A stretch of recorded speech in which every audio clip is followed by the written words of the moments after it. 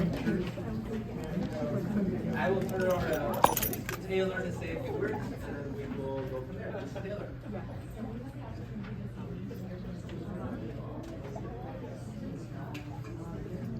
Microphone's on.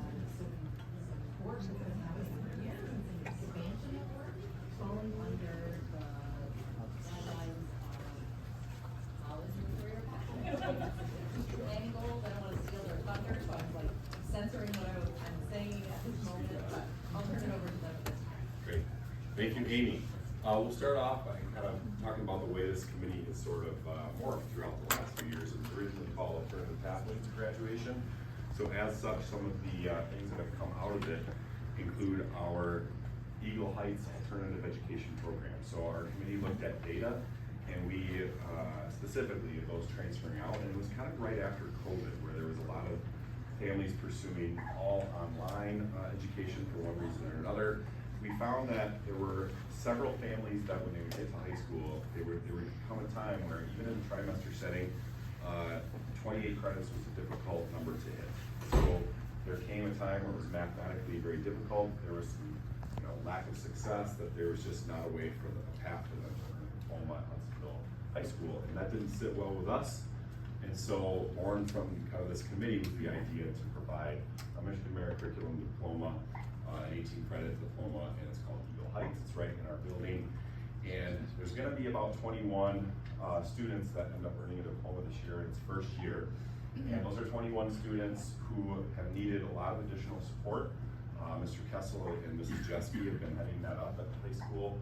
So it's kind of a school within a school model, but 21 families that get to celebrate and 21 students that will earn a diploma.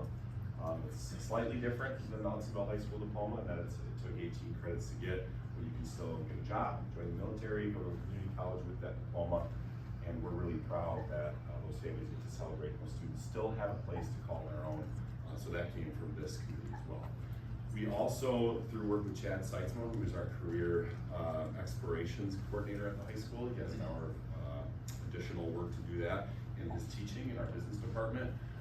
We've had a lot of opportunity in seminar to bring in people from the outside, people from the business world, to have students in seminar get exposure to those jobs and what's out there. And that's been a great program for us to have. We also are going to introduce some brand new course offerings, kind of in this vein of the discussions that have come from this committee as well. Middle school medical detectives is one of them, and then high school STEM math, which we're calling Math in Action. I pause very appropriately for that one, because sometimes if you say it fast, math in action, which sounds like no math. Math in space action. And then we're also doing some work across grade bands into the high school, as we've seen our computer science courses grow in popularity, to make sure there's some continuity there. So, yep.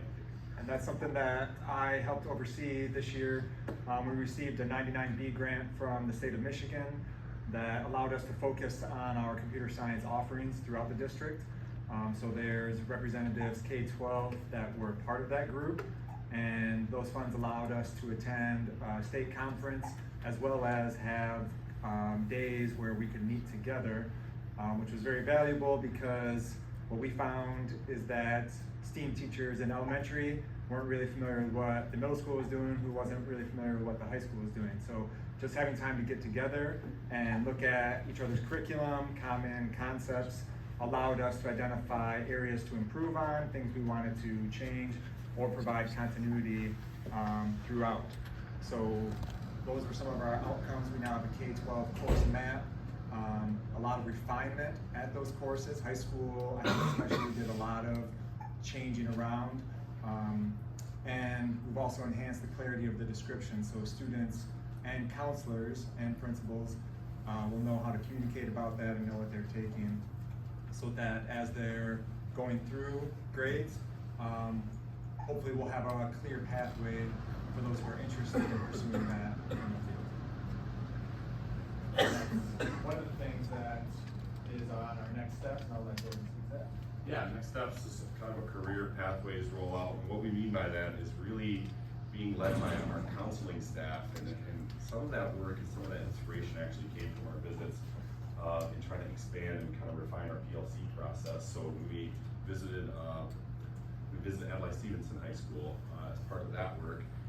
inspired by some of the things that they presented in terms of how their courses align with various career pathways. And they do a really good job of sort of packaging those together for students and families who are interested. And they don't have to know what they want to go into when they're in high school, but we can help them if they do, sort of have an interest in what classes to take to best prepare them for that next step.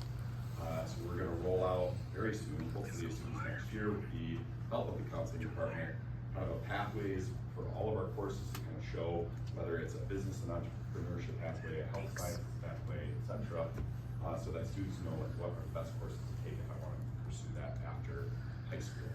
Additionally, we have had 2 FAFSA kind of part-time employees to help increase our participation in completing the FAFSA. They've done a great job. Their names are David Howard and Sarah